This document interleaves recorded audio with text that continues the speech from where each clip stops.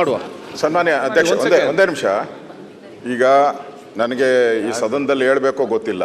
ಇವತ್ತು ನಿನ್ನೆ ಯಾರೋ ಪ್ರೆಸ್ ಮೀಟ್ ಮಾಡಿ ಮಾನ್ಯ ಗೌರವಾನ್ವಿತ ಮುಖ್ಯಮಂತ್ರಿಗಳು 24 ಕೊಲೆ ಮಾಡಿದ್ದಾರೆ ಅಂತೇಳಿ ಮಾಡಿದ್ದಾರೆ.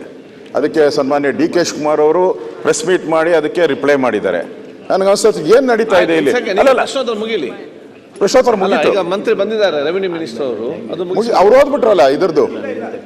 ಅಲ್ಲ, ಸದನದಲ್ಲಿ ಅದಾದ್ಮೇಲೆ ಮಾಡಂಗಿಲ್ಲ ನೀವು. ಮುಗಿದಿಲ್ಲ, ಚರ್ಚೆ ನಡೀತಾ ಇದೆ ಅಷ್ಟೇ ಸರ್. ಯಾವತ್ತಾದ್ರೂ ಹಿಂಗಾಗಿದೆಯಾ?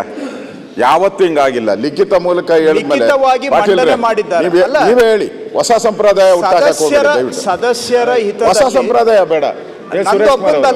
ಸದಸ್ಯರಿಗೆ 8 ಸ್ಟಾರ್ ಕ್ವೆಶ್ಚನ್ ಅಲ್ಲ ಕೃಷ್ಣ ಅವರೇ, ನಿಂದಾನ ಹಿಂಗಾಗಿದ್ರೆ ಹೇಳ್ಬಿಡಿ, ಇಂಥದ್ದು ದಿನ ಹಿಂಗಾಗಿತ್ತು, ನಾವು ಮಾಡ್ತಾ ಇದ್ದೀನಿ ಅಂತ ಒಂದ್ಸರಿ ಹೇಳಿದ್ಮೇಲೆ ಕ್ವಶನ್ ಅವರ್ ಮುಗಿದಿದೆ ಅಂತ ಹೇಳಿದ್ಮೇಲೆ ಲಿಖಿತ ಆದ್ಮೇಲೆ ಬರೋ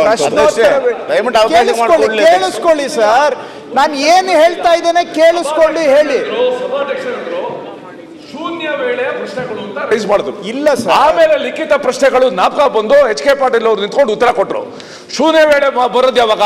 ಕ್ವಶನ್ ಅವ್ರು ಮುಗಿದ್ಮೇಲೆ ಲಿಖಿತ ಪ್ರಶ್ನೆಗಳನ್ನ ಮಂಡನೆ ಮಾಡಿ ಅಂತ ಹೇಳಿದ್ದಾರೆ. ಅದಕ್ಕಿಂತ ಮುಂಚೆ ಶೂನ್ಯ ವೇಳೆ ಪ್ರಸ್ತಾಪ ಆಗಿದ್ದು. ನಾನು ಬರೋವಾಗ ಕೇಳಿಸ್ಕೊಂಡಿದ್ದು. ಒಂದ್ ನಿಮಿಷ ಕೇಳಿಸ್ಕೊಳ್ಳಿ ಸರ್, ಹೇಳೋದಾದ್ರೂ ಕೇಳಿಸ್ಕೊಳ್ಳಿ ಸರ್. ನನಗೇನಿಲ್ಲ, ಇದು ಸದಸ್ಯರಿಗೋಸ್ಕರ ಅವರ ಹಕ್ಕುಗಳಿಗೆ ಗೌರವಿಸೋದಕ್ಕೋಸ್ಕರ ಅವಕಾಶ ಕೇಳ್ತಾ ಇದ್ದೀನಿ ಅಷ್ಟೇ. ನೀವು ಬೇಡವೇ ಬೇಡ ಅಂತ ಹೇಳಿದ್ರೆ ಏನಿಲ್ಲ, ಇದರಲ್ಲಿ ನಂದೇನಿಲ್ಲ.